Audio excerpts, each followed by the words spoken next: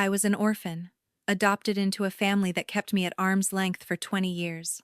In every family photo, my face was missing. Sometimes I was told to stand aside for a second. Other times, they simply took the picture without calling my name. Later, when relatives asked about me, I wasn't introduced as a daughter. I was described as someone who just hangs around the house. While Diane's biological children, Kyle and Madison, had bright, beautifully decorated bedrooms upstairs, I slept in the basement next to the washing machine. At night, the hum of the spin cycle was my lullaby. I worked part-time at a small grocery store to buy my own school supplies, textbooks, and even basic necessities. No one offered, no one asked. I grew up sensing, even before I fully understood, that I didn't truly belong. No one ever said it outright, but in every glance, every subtle gesture, every careless remark, there was an invisible line drawn between me and the rest of them. I was the adopted child, a quiet truth that trailed behind me like a shadow through childhood and into adulthood. The breaking point came at Grandma Eleanor's 80th birthday party. The house was full. Laughter echoed off the walls. Long tables were set with fine dishes reserved only for special occasions. I had hesitated before coming, but part of me still hoped foolishly that maybe this time would be different. I pulled out a chair at the main table and had just begun to sit when my adoptive mother's voice rang out, clear and firm, cutting through the noise and silencing the entire room. "Go sit at another table." She paused, making sure every eye was on me. "This table is for family." The words hung in the air, heavy and unmistakable. In that moment, I wasn't just embarrassed, I was erased. Not quietly this time, not subtly, publicly. I felt every gaze turned toward me. Some were uncomfortable, some indifferent. No one spoke up. Kyle looked down at. When I was a child, I used to chase after fairness, as if it were something I could earn. I studied relentlessly, always ranking among the top students in my class. I was obedient, quiet, never talked back. I truly believed that if I were good enough, perfect enough, I would eventually be loved like a biological daughter. I thought love was a reward for effort. But reality was harsher than I imagined. All my hard work brought me were polite compliments, a few half-hearted nods, and long stretches of silence. The praise felt formal, distant, like something said out of obligation rather than pride. No one ever looked at me with that unmistakable warmth reserved for their own children. Family dinners were the most exhausting part of my day. Around the long dining table, everyone chatted animatedly, sharing stories about work, celebrating achievements, discussing plans for the future. Laughter flowed easily between them. I sat there quietly, like an extra chair that had been placed by mistake. No one asked me how my day had gone. No one noticed if I barely spoke. Sometimes I would take a few small bites, then quietly excuse myself. No one stopped me. No one asked why I was leaving early. I would retreat to my room, clutch my pillow, and cry without making a sound. I was terrified of breaking down in front of them, afraid of exposing my vulnerability, afraid of being labeled overly sensitive, dramatic, unnecessary. My adoptive mother was a strict woman. She rarely raised her voice, but her indifference hurt far more than any scolding ever could. She gave special attention to her biological children, preparing their favorite meals, reminding them of the smallest details, worrying about every trip they took. Her care was deliberate and visible. It wrapped around them like a protective shield. With me, everything stopped at enough. A full bowl of rice, a warm place to sleep, basic necessities provided. That was the extent of it.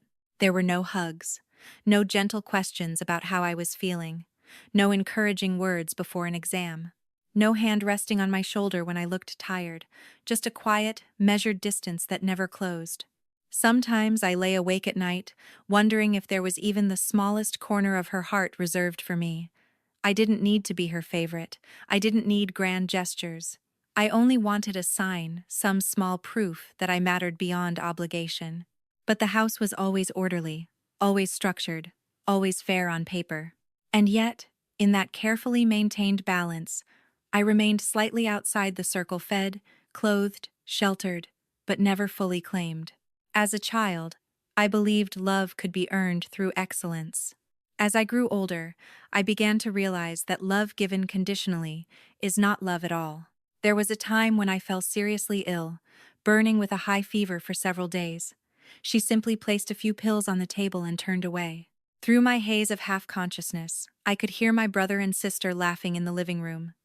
In that moment, an overwhelming emptiness settled inside me. I didn't blame anyone. I just felt like an accidental guest in their lives, someone temporarily staying under their roof, who would one day quietly leave without anyone truly noticing. As I grew older, I learned to make myself smaller. I stopped waiting for gestures of affection, and I no longer expected to be treated fairly.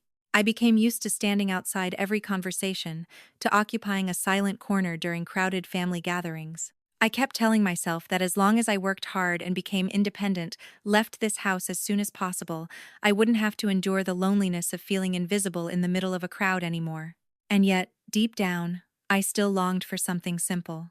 To hear the words, "my child," spoken gently, to be asked about my day after a long afternoon, to sit at the dinner table as a true member of the family. That small dream felt impossibly out of reach, almost like a luxury I had no right to want. Then came the fateful family party, an evening I will never forget. It was one of the rare occasions when both sides of the extended family gathered together. The house, usually quiet and restrained, suddenly buzzed with noise and excitement. Laughter echoed through the rooms, glasses clinked, music played in the background. Everyone was dressed neatly, glowing with warmth and celebration. Only I, standing in the middle of the crowded room, felt more out of place than ever. I walked slowly toward the long dining table, where nearly every seat was already taken. In that moment, I still held on to a fragile thread of hope. Maybe today would be different. Maybe, on this special night, I would be treated like a real member of the family.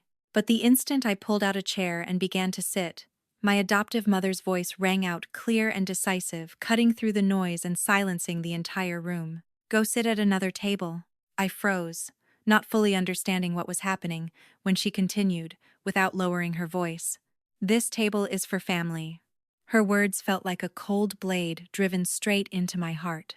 The air around me seemed to freeze. All eyes turned toward me, curious, startled, pitying, even disdainful.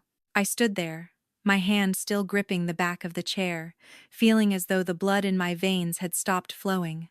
The music continued to play softly in the background, but to me, every other sound had vanished.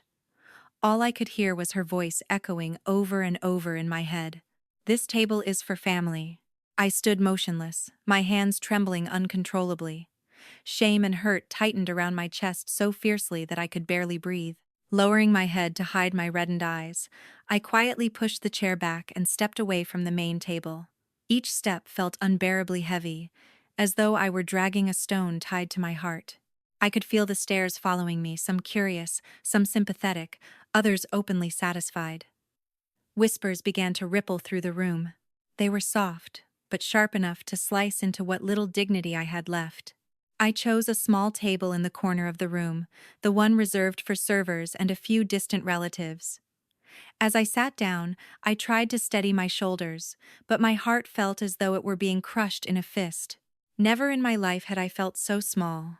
In the very house where I had lived for more than 20 years, I was still an outsider. The dishes were brought out one after another, beautifully arranged and elaborate, but to me, they had no taste. Every bite lodged in my throat, heavy and dry. I glanced toward the large table, where the family laughed cheerfully and clinked glasses in celebration. My adoptive mother sat at the center, smiling warmly, gently placing food into her biological children's bowls with careful affection. That image cut deeper than anything she had said. Suddenly, I was flooded with memories of my childhood, of a time when I was too young to understand the difference between being included and merely allowed to stay. I used to call my adoptive mother Mom, with complete trust and affection.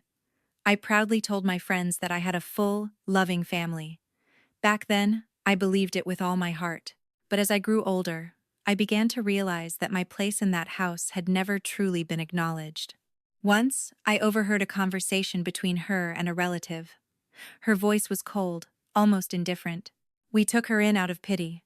She can't be treated like a real daughter." That sentence followed me for years. It clung to me like a scar that refused to fade. I thought I had grown strong enough not to be hurt anymore. I told myself I had accepted my position, that I understood the limits of where I stood. But the moment I was sent away from the table in front of everyone, all those old wounds were ripped open again, raw and exposed. I tried to breathe deeply, reminding myself to stay calm. I didn't want to cry. I didn't want to appear weak. I didn't want to give them another reason to look down on me. But the emotions kept rising, wave after wave, like a storm crashing against a cliff. No matter how hard I tried to steady myself, I could feel the surge building inside me, impossible to fully contain. A distant relative sitting beside me let out a soft sigh. She gently placed her hand on my shoulder and whispered, "Stay strong." Just 3 simple words, but they were enough to make my tears almost spill over. In that brief moment, I realized I wasn't the only one who thought this was cruel. Someone else saw it too. Someone else understood. The party carried on as if nothing had happened. Laughter rang out. Glasses were raised in celebration. People gathered for photos, smiling brightly for the camera. I remained seated quietly in the corner, like a faint shadow against the wall. No one invited me to join. No one seemed to remember I was there. I had become invisible within my own family. When the party was nearly over, I stood up, ready to leave. I didn't have the strength to sit there for another minute. My chest felt hollow, my legs unsteady. I just wanted to disappear quietly, the way I always did. But just then, an elderly relative suddenly spoke up. His voice was clear, cutting through the lingering noise in the room. "Wait, why isn't the girl sitting with the family?" The entire room fell silent. All eyes turned toward me, then slowly shifted to my adoptive mother. I could feel the tension tightening in the air, thick and suffocating. She paused for a split second, then quickly regained her composure. "She's adopted," she said evenly. The sentence was short, simple, and devastating. It was a cold declaration, firmly placing me beyond the boundary of the family. A few people frowned. Someone quietly shook their head, but no one dared to say anything further. Silence settled over the room, heavy enough to steal the air from my lungs. I stood there, my legs stiff as stone. For the first time in my life, my identity as the adopted child was exposed openly, laid bare in front of the entire family. I didn't know whether to cry or to laugh. Part of me wanted to run as far away as possible. Another part wanted to scream that I was human too, that I had a heart, that I could feel pain just like anyone else. In the end, I did neither. I simply lowered my head and turned away. With every step I took out of that room, it felt as though I was walking away from a piece of my childhood. Every memory, every fragile hope, every small dream of being loved, all of it seemed to shatter beneath my feet. What I didn't know was that this moment, so humiliating and painful, was about to become the beginning of something far greater. A shocking truth. A secret buried for years, now on the verge of being uncovered, one that would completely change my fate, and the fate of this family, forever. I had just stepped through the front door when I heard a hurried voice call out behind me. "Wait." The voice was deep and firm, carrying an unusual weight that made me stop instinctively. I turned around and found myself facing a middle-aged man striding quickly toward me. He wore a dark suit, tall and broad-shouldered. His face was stern, but his eyes held something unexpected, a mixture of confusion and emotion, as if he were struggling to contain something long overdue. The air around us seemed to freeze. Everyone turned at once, their attention shifting toward the man. I had never seen him before, yet something deep inside me whispered that his presence meant something different, something significant. He stopped in front of me and stared for a long moment, as if trying to memorize every detail of my face. The intensity of his gaze sent a chill down my spine. After a few seconds, he took a shaky breath. His voice trembled slightly as he spoke. Could you show me your right wrist?" The strange request stirred murmurs throughout the room. Confused, I hesitated, but slowly, I rolled up my sleeve. On my wrist was a faint, teardrop-shaped birthmark, the mark I had carried since I was very young. The moment he saw it, he froze. His eyes widened, his lips parted, but no words came out. He stumbled back half a step, his hand trembling as though he might lose his balance. "It can't be. It's really her," he whispered, his voice breaking. My adoptive mother's face drained of color. She shot to her feet, panic flashing openly in her eyes. Around us, the whispers grew louder, restless, and charged with speculation. And there I stood, in the center of it all, my heart pounding wildly in my chest, unable to understand what was happening, yet sensing that the ground beneath my life had just begun to shift. The man turned back to me, his eyes filled with anguish. "Do you know why you have that birthmark?" he asked softly. "Because it's a distinctive mark in my family. 3 generations of us carry the same one. And you may very well be my niece." The entire room fell deathly silent. It felt as though the ground beneath my feet had given way. My thoughts spiraled into chaos. I wanted to laugh at how absurd it sounded, but my throat tightened, and no sound came out. Me? An adopted child who had spent her life being pushed aside, carrying the blood of another family? The man introduced himself as Ken, a successful businessman who currently ran a major corporation in the city. 19 years ago, he explained, his younger sister had been in a severe car accident while she was pregnant. In critical condition, she gave birth prematurely before falling into a deep coma. The newborn baby disappeared from the hospital shortly afterward. His family had searched for nearly 20 years. There had been no leads, no answers, just an endless, aching question mark. "Until today," he said, his voice thick with emotion. "When I saw you walk out of that room, I felt something strangely familiar, and when I saw that birthmark, I knew I couldn't stay silent any longer."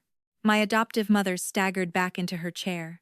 At last, she spoke, her voice hoarse and strained. I didn't know whose child that baby was. I only adopted her through the hospital's procedures." But the way her eyes avoided everyone's gaze made it hard for anyone to believe her. The air in the room grew suffocating. Relatives whispered among themselves, their faces a mixture of shock and curiosity. My brother and sister stood frozen, clearly unable to process what they were hearing. As for me, my emotions were completely scrambled. I didn't know whether to feel hopeful, afraid, or skeptical.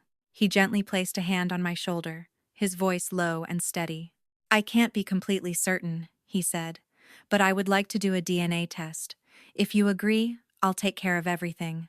I looked at him, then at my adoptive mother, then around the house that had been my world for nearly 20 years. A strange feeling rose inside me, hope tangled with anxiety, fear intertwined with longing. If the results proved him right, my life would take an entirely different direction. But if he was wrong, I would have to endure another crushing disappointment. After a few long seconds of silence, I gave a small nod. The days of waiting for the DNA test results moved so slowly that every second felt stretched beyond measure. Each morning when I woke up, the first thought that crossed my mind was which direction my life was about to take. I felt everything at once: hope, fear, anxiety. Hope that I was no longer just an unwanted child. Fear that this was nothing more than a cruel coincidence. And anxiety, because I could sense something shifting in the way my adoptive mother behaved. She grew quieter, more withdrawn. She avoided my eyes whenever we crossed paths. A few times, I accidentally saw her standing silently in front of the family altar, her shoulders trembling slightly, her lips moving as if whispering a prayer or perhaps begging for forgiveness. Each time I witnessed that, an indescribable unease rose inside me. I knew there were secrets she had been trying to bury, and I felt certain that whatever truth was coming would shatter the fragile, artificial peace that had held this household together for years. During that time, Ken stayed in close contact with me. He called often, asking carefully about how I was doing. His voice was deep and steady, carrying a warmth that made me feel unexpectedly safe, safer than I ever remembered feeling before. He told me about his family, about his younger sister, whose life had been torn apart by that accident, about the guilt and regret he had carried for nearly 20 years. As he spoke, I could hear the weight in his words, the ache of someone who had never stopped searching. Every story he shared stirred something inside my heart. It felt unfamiliar, and yet, strangely close. There were nights when I lay awake, staring at the ceiling, wondering if I truly belonged to another family. Would I have the courage to leave this one? This house had given me shelter. It had given me a place to exist. but it had also given me countless wounds. I was afraid to leave, and I was equally afraid to stay. Those two emotions tore at me until I felt completely exhausted. The tension reached its peak on Saturday evening, when the family once again gathered around the dinner table. The air was so heavy that no one dared to speak. Everyone quietly picked at their food, the usual clinking of chopsticks sounding louder than any conversation. Suddenly, my adoptive mother set her chopsticks down. Her voice trembled slightly as she spoke. If things aren't what you think," she asked, "will you leave this house?" The question made my heart sink. I looked up at her, and for the first time, I saw fear clearly in the eyes that had always seemed so cold and distant. I didn't answer right away, because I didn't know what to say. The truth was, I didn't yet have an answer for myself. That night, I heard muffled sobs coming from my adoptive mother's room. The sound of her suppressed crying tightened something deep inside my chest. Despite everything, I couldn't completely resent her. I understood that some choices made in the past, whether driven by kindness or selfishness, leave consequences that can never be undone. The day the DNA results were due finally arrived.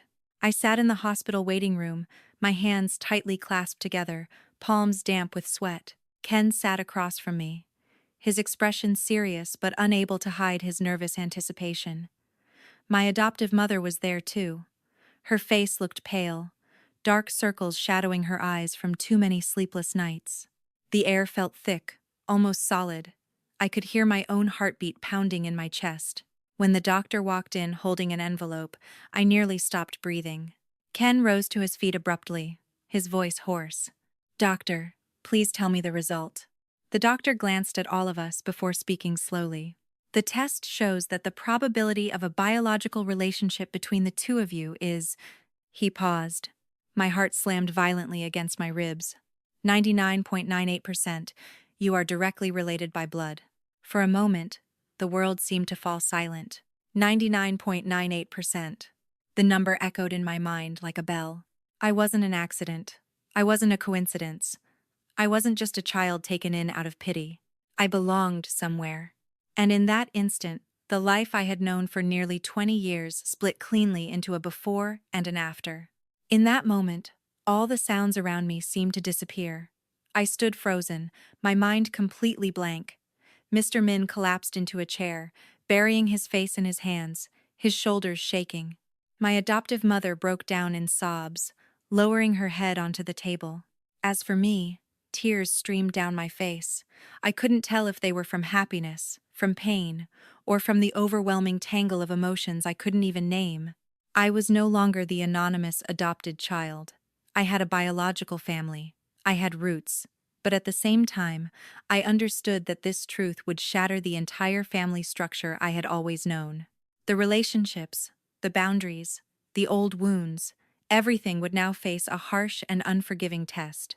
The air in the hospital room seemed to freeze after the doctor announced the results.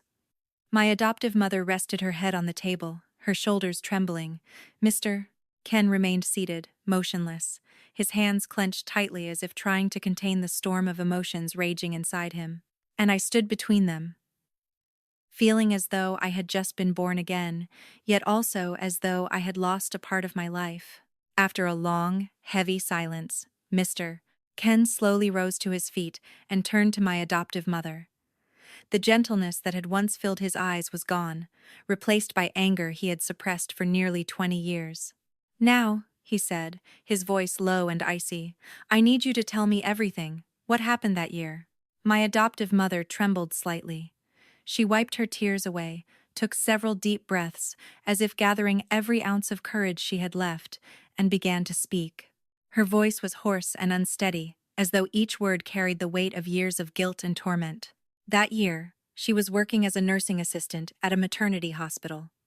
During a stormy night shift, she witnessed a young pregnant woman who had been in a serious accident. The woman went into premature labor in critical condition. The baby was delivered amid faint, fragile cries. When she saw the tiny, red, helpless newborn lying there alone, she couldn't hold back her emotions. "At that moment," she choked out, "I thought that if I just loved the child enough, the truth wouldn't matter anymore." But reality wasn't what she had imagined. pressure from her husband's family, the constant fear of being exposed, and her growing guilt slowly turned her harsh and distant toward me. The entire room fell silent. Every word she spoke felt like a blade cutting deep into my heart. I understood, but that didn't mean it didn't hurt. For 20 years, my life had been shaped by one impulsive, selfish decision, even if it had come from her desperate longing to be a mother. Mr. Ken clenched his fists, his eyes bloodshot. "Do you have any idea how my family has lived all these years? My sister lost her mind after losing her child. My parents carried their regret to their graves. And you, how did you raise her? With coldness and rejection?" My adoptive mother collapsed forward, unable to offer a single word in her defense. Finally, I spoke softly, my voice trembling. "No matter what, I'm still grateful that you raised me." Those words made her break down in uncontrollable sobs. But the story didn't end there. Mr. Ken revealed that his family had hired lawyers and private investigators years ago to look into the disappearance. Recent clues suggested that my being taken away had not been a spur-of-the-moment act. It had involved the help of someone else at the hospital. The name he mentioned made my adoptive mother turn pale.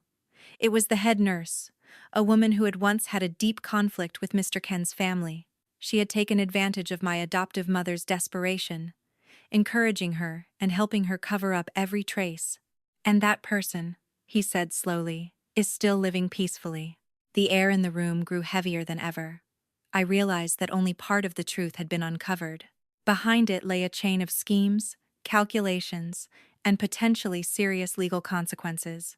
Mr. Min stated firmly that he would pursue the case to the very end, not only to seek justice for his family, but also to restore to me the identity and rightful place I deserved. That meant my adoptive mother might have to face the law. The thought made my chest tighten. I didn't know what I should hope for justice or mercy. I only knew that from this moment on, my life was stepping into a new chapter, a chapter of truth, confrontation, and choices from which there would be no turning back. In the days that followed, my life spiraled into chaos. From being an invisible girl in the family, I suddenly became the center of attention. The press, social media, endless whispers, and speculation surrounded me. But what exhausted me most wasn't the noise outside, it was the silent battle raging inside my own heart. Mr. Ken immediately began the legal process to restore my identity. Documents, paperwork, tests, verifications, everything moved quickly and relentlessly. Each time I signed my name, I felt as though I was closing a chapter of my past and stepping into a new one.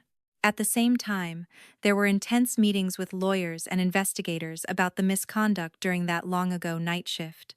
My adoptive mother was summoned for questioning several times. Each time she returned, she was silent, her face visibly more gaunt and worn. Watching her, my heart felt unbearably heavy. I knew that ahead of her lay the possibility of legal punishment, public condemnation, and a guilt that could never truly be erased.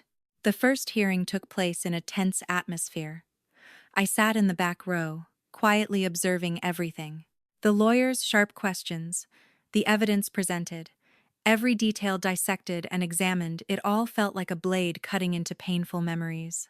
My adoptive mother stood before the court with her head bowed, admitting to the wrongdoing she had committed all those years ago. Her voice trembled as she said she was ready to accept full responsibility, asking only that I might one day forgive her. Hearing those words, my throat tightened. I didn't know if I was strong enough to nod. The climax of the hearing came when the former head nurse was summoned. She walked in with a cold, arrogant expression until the irrefutable evidence was presented. Phone records, financial transactions, falsified documents one by one, everything was laid bare. With no way out, she was forced to bow her head and admit that she had been the mastermind. The truth sent shockwaves through the entire courtroom. I clenched my hands, feeling both furious and utterly drained. 20 years of my life had been turned upside down because of other people's selfishness and manipulation. After the hearing, I was invited to speak as the victim. Every eye in the room turned toward me. In that moment, I felt as though I was standing between two cliffs. On one side, strict justice. On the other, compassion for the woman who had raised me. I took a deep breath, my voice trembling. "I don't deny the pain I've been through, but I also can't deny the care and upbringing my adoptive mother gave me. I hope the law will be fair, but I also hope people can see her genuine remorse." My words left many in stunned silence. Mr. Ken's lawyer glanced at me, his expression a mixture of surprise and understanding. My adoptive mother broke down in tears, her trembling hands clasped together as if trying to say thank you. My decision did not change the nature of the case, but it allowed the court to consider mitigating circumstances for her. It was the hardest choice I had ever made. I knew that if I had remained silent, her sentence would have been far harsher.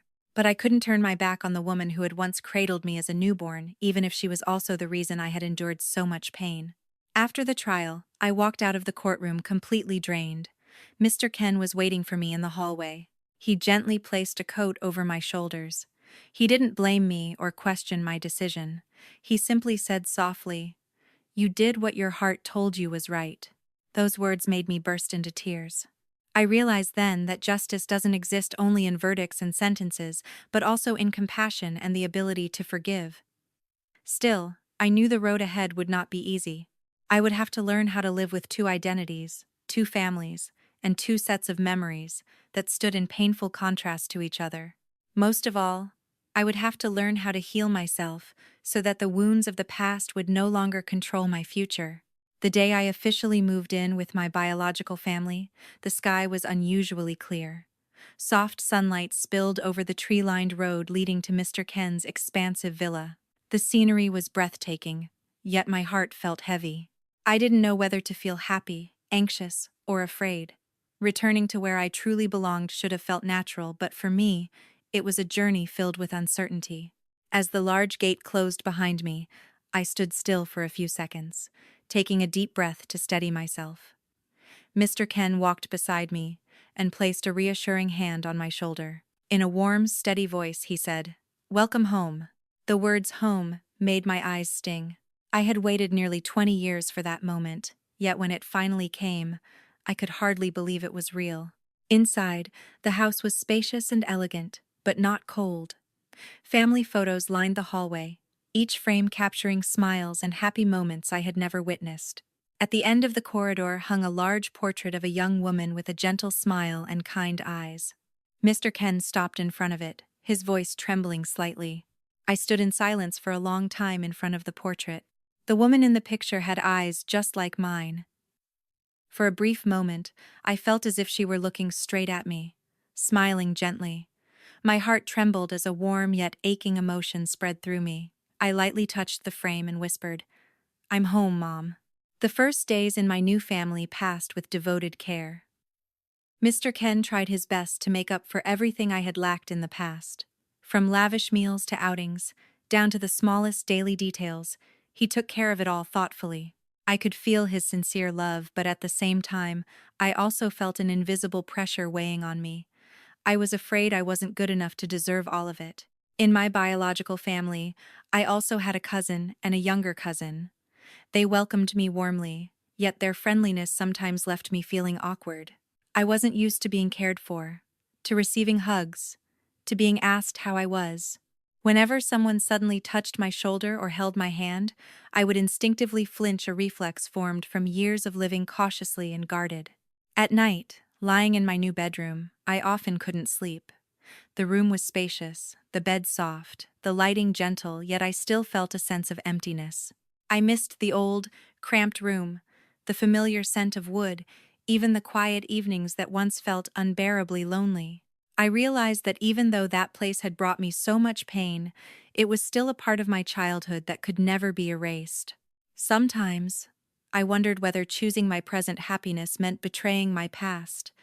One afternoon, Mr. Ken took me to visit my biological mother's grave. It was located on a quiet hill, surrounded by rows of lush green trees. A gentle breeze carried the fresh scent of young grass through the air. I knelt down and placed a bouquet of white flowers on the headstone, silent tears falling down my cheeks.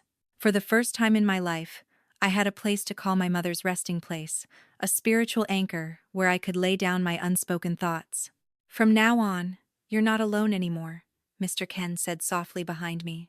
I nodded, yet inside, there was still an emptiness I couldn't quite fill. Gradually, I began to adapt to my new life.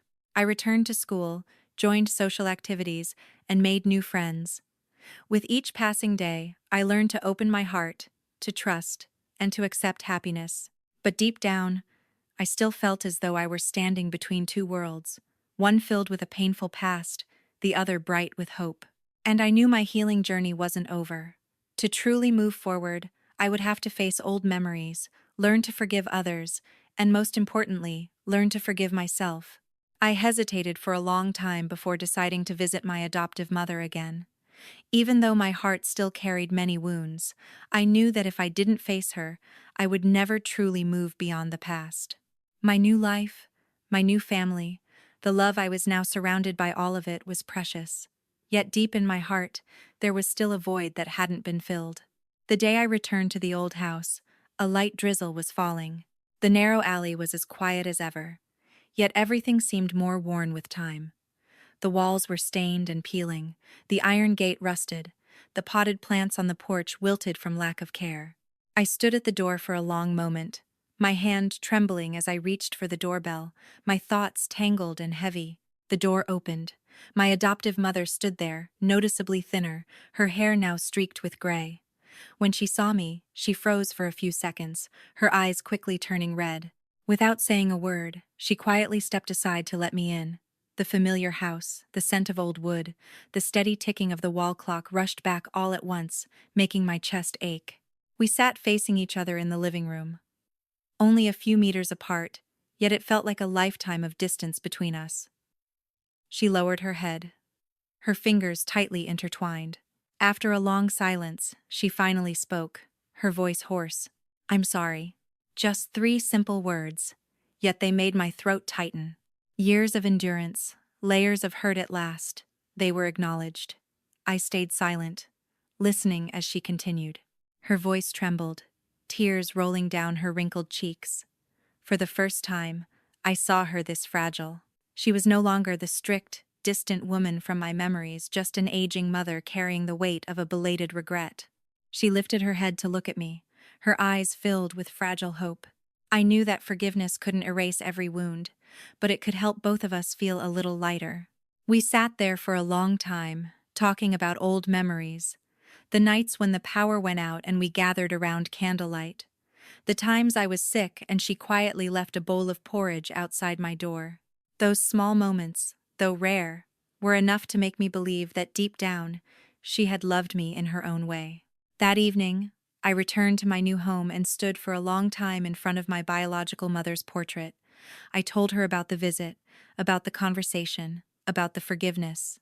In that moment, I realized that forgiveness isn't about forgetting the pain, it's about accepting it as part of your journey toward growing up. I came to understand that I didn't have to choose between two families. The past and the present could coexist, if I was strong enough to reconcile them. Each person had left an indelible mark on me, and together, those pieces had shaped who I am today. That night, for the first time in many years, I slept deeply. There were no haunting dreams, no lingering voices of regret, only a quiet sense of peace flowing through every breath. And I knew then that once I had learned to forgive, I was finally free to move forward, to live fully, and embrace everything I truly deserved. My life gradually turned to a new chapter. From a girl who had been looked down on in her own family, I became the legal heir to a major corporation. But what truly changed me wasn't just my status, it was the way I saw myself. I no longer lived in shame, no longer lowered my head under contemptuous stares. I learned to walk with my back straight, to speak clearly, and to stand up for my own worth. Mr. Ken began bringing me to important meetings, gradually introducing me to the business world. At first, many people were skeptical. Their eyes were probing, scrutinizing, as if searching for flaws in a girl who came out of nowhere. But step by step, I proved my capability through seriousness, hard work, and independent thinking. I spent hours studying documents, learning from experience, listening carefully, and absorbing everything I could. Meetings that stretched late into the night no longer exhausted me, because I knew I was building a real future for myself. The most noticeable change came at the company's anniversary gala, where partners, shareholders, and influential figures in the business world gathered. This time, I wasn't standing in the shadows or seated at a side table. I walked beside Mr. Ken, appearing as the officially recognized heir. When the MC announced my name, a wave of murmurs rippled through the hall. There were looks of surprise, curiosity, even doubt. But the moment Mr. Ken revealed my identity and introduced my role within the corporation, the atmosphere shifted instantly. The whispers faded, replaced by a mixture of astonishment and respect. In that moment, my eyes caught a few familiar faces, relatives from my former family, people who had attended that party years ago. They stood scattered in the crowd, staring at me in shock as they recognized who I was. I could clearly see the awkwardness, even regret, written across their faces. The ones who had once looked at me with disdain, who had whispered behind my back and treated me like an outsider, now didn't dare step any closer. A few of them gathered the courage to approach and greet me, their voices hesitant and strained. I simply smiled politely, neither cold nor overly warm. I understood that calm silence can sometimes be more powerful than any words of reproach.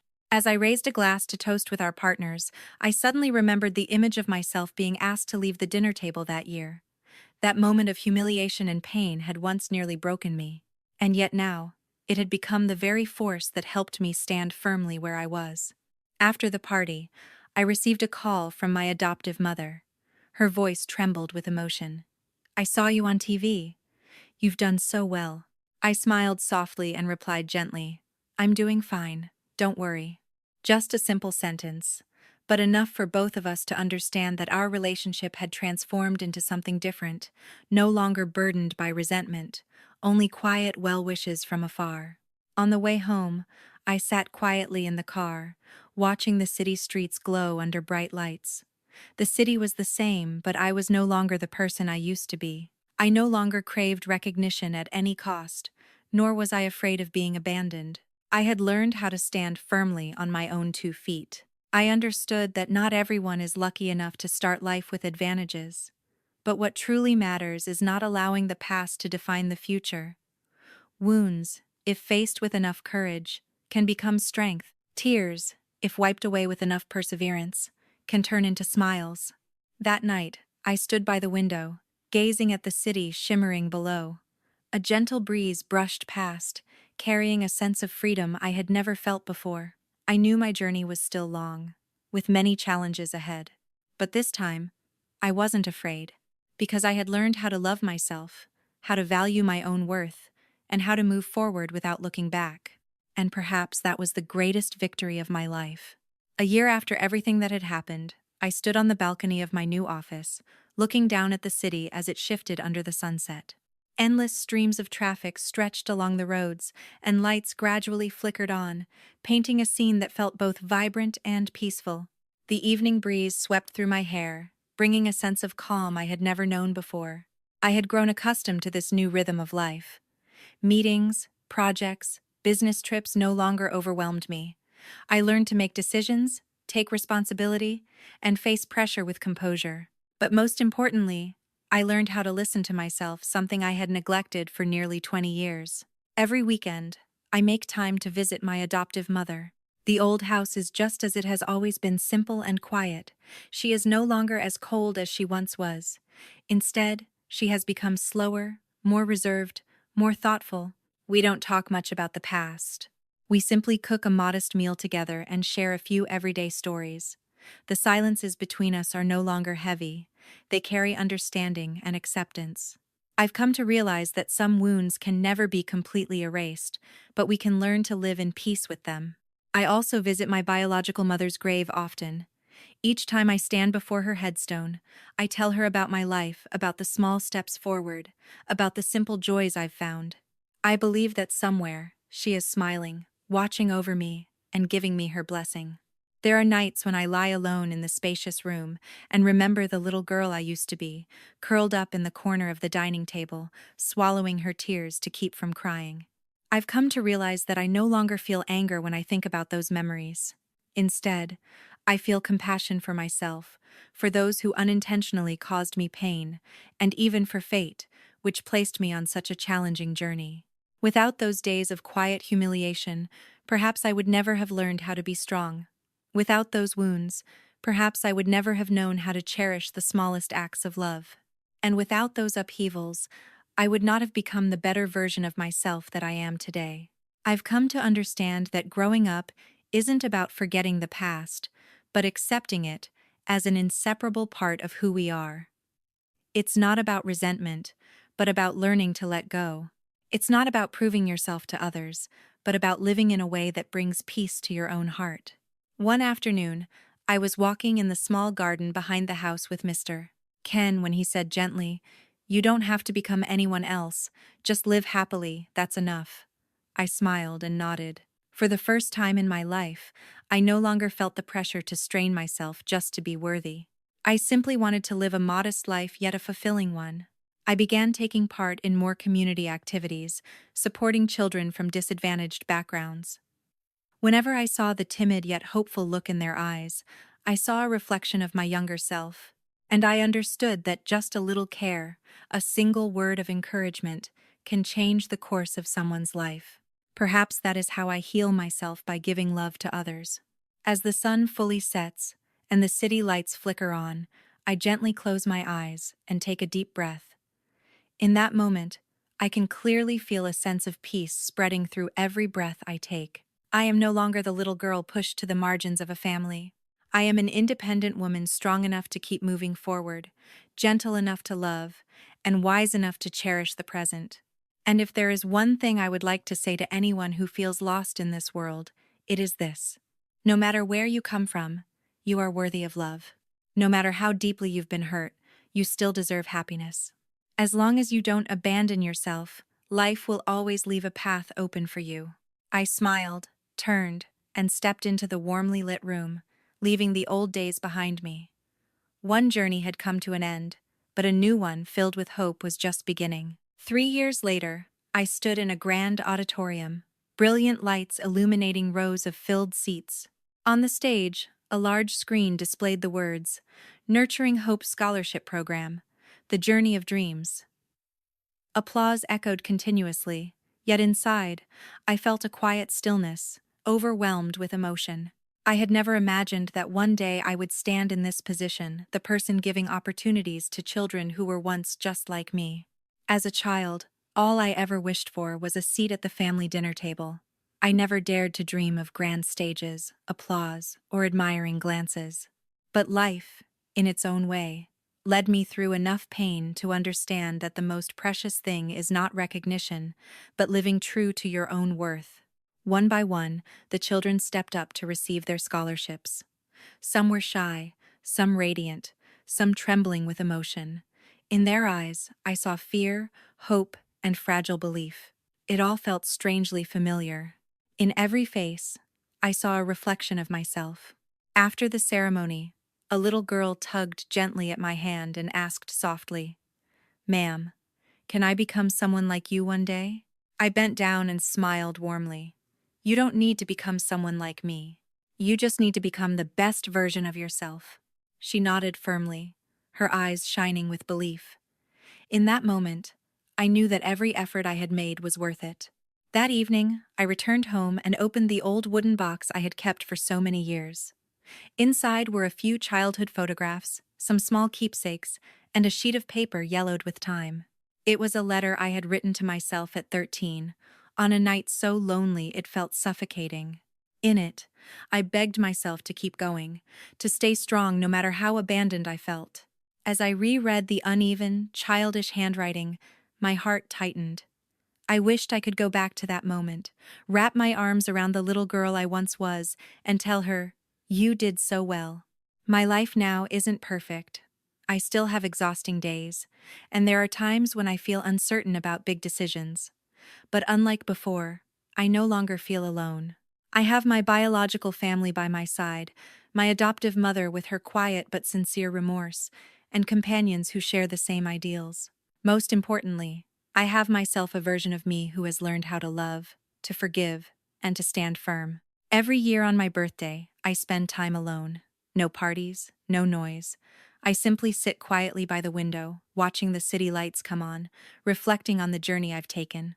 Not to feel sad, but to feel grateful. Because without the pain, I would not have become who I am today. Once, a journalist asked me, if you could go back to the past, would you change anything? I stayed silent for a long time before shaking my head. I understand now that, painful as it was, everything that happened shaped the person I am today. If I changed it, I might lose myself. I no longer blame my adoptive mother, nor do I dwell on the years I was looked down upon. I see it all as part of my journey toward maturity. Some roads must pass through darkness before we can truly see the light. One late afternoon at the end of the year, I returned to the old house, the place that had witnessed the party that changed the course of my life. The room was just the same. The long dining table, the wooden chairs, the warm yellow lights. I stood there quietly for a few minutes, then smiled.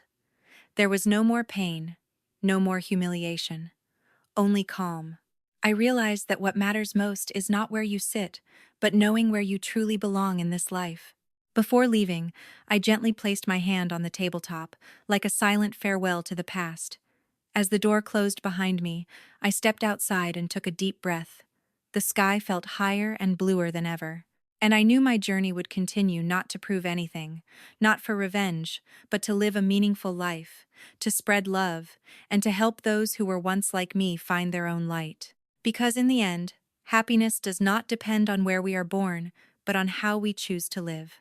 That winter arrived earlier than usual. Cold winds swept through the streets, carrying the scent of rain and damp mist. I sat alone in my familiar little cafe, a cup of hot tea steaming in front of me, yet my heart felt anything but warm. Old memories suddenly returned, not loud or overwhelming, just quietly knocking at the door of my soul. I remember that fateful evening years ago, when I was asked to leave the family dinner table. At that moment, I felt as though I had nothing left to lose. The sense of rejection drained my heart dry, as if every belief I had in family bonds collapsed in an instant. I kept asking myself, is there anyone in this world who truly needs me? There were nights when I curled up in the corner of my rented room, clutching an old pillow as silent tears streamed down my face. It wasn't hunger. It wasn't material hardship. It was the overwhelming loneliness. The feeling of not belonging anywhere left me adrift, even in the middle of a crowded city. Yet it was during those seemingly darkest months that I learned how to stand back up.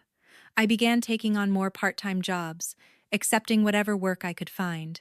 Cleaning, waiting tables, making deliveries, working night shifts, I refused none of it. Every coin I earned, no matter how small, gave me a sense of freedom and dignity. I realized that when there is no one left to lean on, you are forced to become strong, not because you want to, but because you have no other choice. As time passed, I gradually built a new life for myself. I learned how to manage my finances, how to communicate, how to protect myself from further hurt. Every stumble left a scar, but it also helped me understand my own worth more clearly. On the day I graduated, I stood quietly in the middle of the campus, watching the crowd stream out through the gates. No one was waiting for me. There were no congratulatory hugs, but I wasn't sad like before. I smiled, because I knew I had walked a very long road on my own. After that, I started my career from nothing. Some projects failed, some partners deceived me. There were moments when I felt I couldn't go on. But whenever I wanted to give up, I remembered the little girl who had sat silently at that party years ago. I refused to let myself return to that feeling of being looked down on ever again. Success came slowly, but it was steady. Gradually, I found my place at work. I earned a stable income. I could support myself and even help others. What made me happiest wasn't money, it was the feeling that my life had purpose. One day, I received a call from my adoptive mother. Her voice trembled, filled with regret. She said that after so many years, she had finally understood what I had endured. The family was no longer as peaceful as it once seemed. Conflicts and remorse kept her awake at night. I was silent for a long time. There was no anger left in me, no resentment, only a gentle sadness, like a light drizzle at the end of a season. I told her that I was fine, that she didn't need to keep punishing herself with guilt. When I hung up, I realized that forgiveness is not about forgetting the pain. It is about accepting that it happened and choosing not to let it keep holding your future hostage.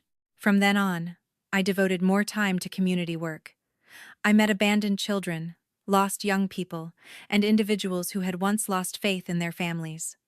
In every story, I saw a part of myself, and I understood that if I could light even a small spark of hope for them, then the pain I once endured would no longer be meaningless. Once, a young boy asked me, "If your own family turns their back on you, how do you keep living?" I looked at him for a long moment before answering, "Live in a way that proves you deserve love even if someone once failed to see that." Those words were also what I had once needed to say to myself. Sometimes, late at night, I stand by the window and watch the endless stream of traffic below. The city never stops moving, just like life. I wonder, if I had fallen back then, would I still be here today? And quietly, I thank myself for not giving up. I've come to understand that not everyone is lucky enough to be born into a complete, loving family, but everyone has the right to build a life they deserve. The past may be painful, but the future is always open to those brave enough to keep walking forward. In the end, I realized that happiness does not come from being recognized by others, it comes from recognizing yourself. When you truly value your own worth, the world will gradually begin to see you differently.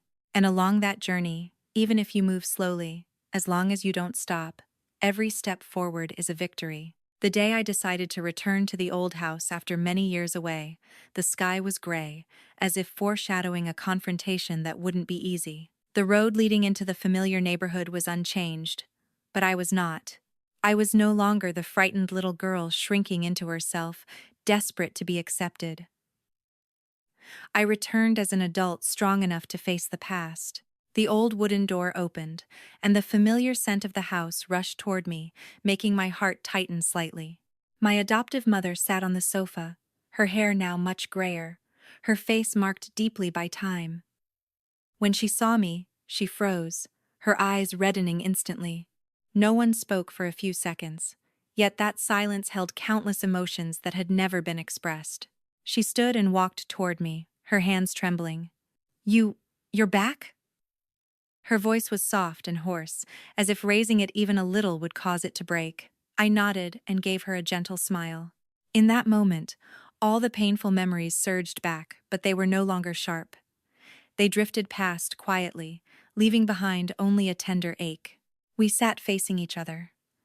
My adoptive mother lowered her head and took a long time before she could speak. She apologized, not with elaborate words, but with a choked voice and tears streaming down her wrinkled cheeks. She said that all her life she had carried an insecurity because I wasn't her biological child, and that very insecurity had made her strict, distant, and unintentionally hurtful toward me.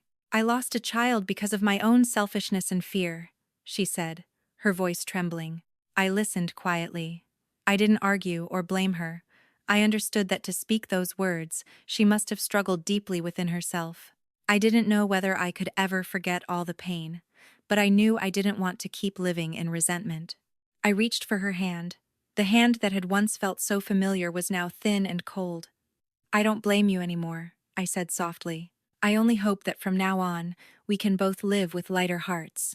She broke down in tears and, for the first time, held me tightly as if I were her own flesh and blood. That embrace came late, but it was enough to close a long, painful chapter of my life. As I left the house, I walked slowly along the old street, feeling lighter than ever. I carried no sense of victory, nor did I need recognition. I carried only the peace I had earned through countless tears and relentless effort. In the days that followed, I continued my work and my community activities. I founded a small fund to support abandoned children, giving them opportunities to study and grow. Every smile I saw from them reminded me that no matter how harsh life can be, there is always room for love. Once, a little girl held my hand and asked, "Miss, can I grow up to be as strong as you?" I bent down, looked into her clear, bright eyes, and replied, "As long as you don't give up, you'll be even stronger than me." Those words are also the message I want